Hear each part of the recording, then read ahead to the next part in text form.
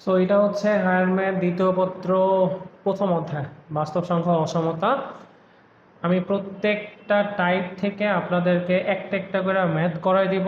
আশা করি একটা ম্যাথ যদি ভালো মতো বুঝেন তাহলে ওই টাইপের বাকি ম্যাথগুলো আপনি করতে পারবেন। সো শীট দেখে বাকি ম্যাথগুলো করে ফেলবেন।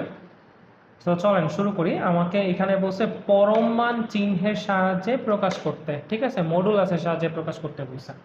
সো নিয়মটা একটু শিখে রাখো, ওকে। নিয়মটা কি, এই দুইটা যোগ করবা, -7 -1 যোগ করে 2 দিয়ে ভাগ করবা, তাহলে তুমি এখানে পাবা -8/2 -4। এই -4 এইখানে বিয়োগ করবা। দেখো আমি -4 কি করতেছি, বিয়োগ করতেছি।